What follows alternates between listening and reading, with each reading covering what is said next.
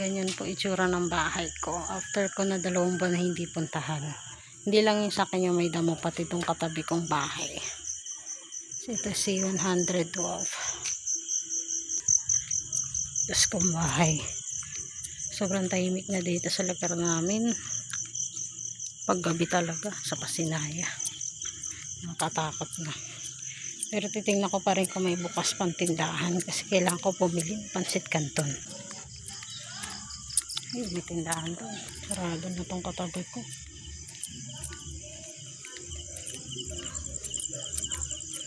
Bili sana ako sa ako.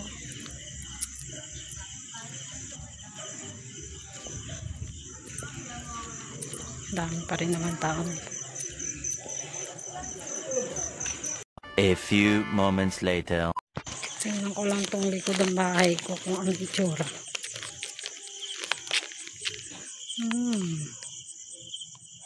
So, meron na pala siyang extension. Ganyan na po itsura ng bahay namin. Gabi na kami dumating. Hindi ko ini-expect na ganyan karami na yung damo kasi hindi ko naman iniwan yan ng ganyan.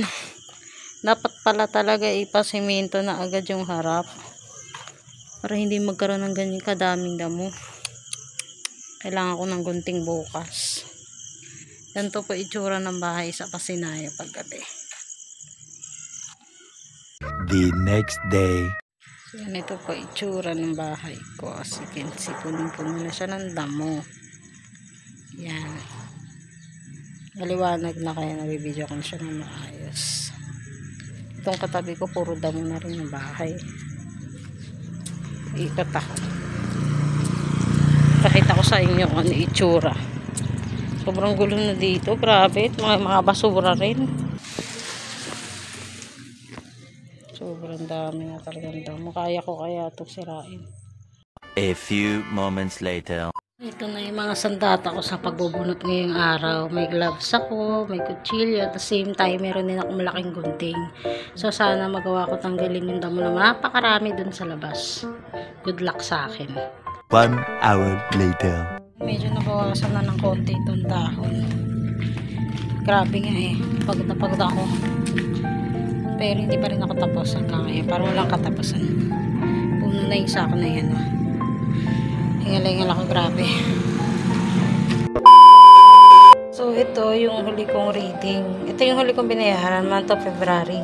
Ngayon, month of May, as you can see, ang laki ng bill ko, 563. So, ibig sabihin, March, April, May, 3 months to.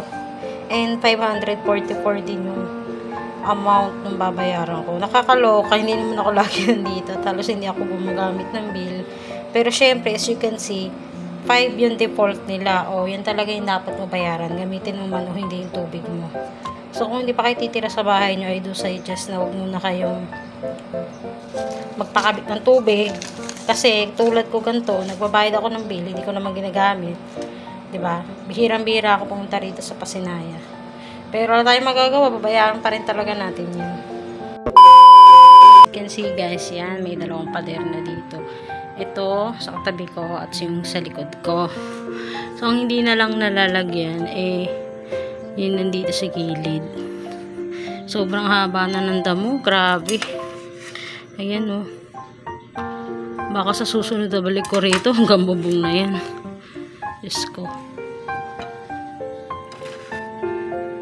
Hirap kasi tanggalin. Kanina tinry ko naman siya tanggalin. Kaya lang sobra talagang kapal na ng damo niya. Hindi ko na talaga siya kaya. Kaya papagawa ko na lang sa iba. Takot nga ako kasi baka may ahas dun eh. But I have no choice. Ganun talaga.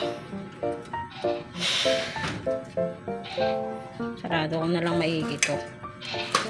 Pagdasal ko na lang na sana wag kami ahasin dito sa bahay. 2,000 years later. So ito na yung bagong bahay ko. Tinanggal ko na yung mga damot lumot yan kanina. Kaya lang wala pa akong mapagtapunan itong mga damo na yan. Tinry ko rin tabasin yung likod ng bahay. Kaya lang hindi ko na kaya. So hanggang dyan lang muna yung kaya ko. Syempre hindi ko to dinamay. Dami-dami kaya. Kung sino man yung may-ari niyan, sana magpakita na siya.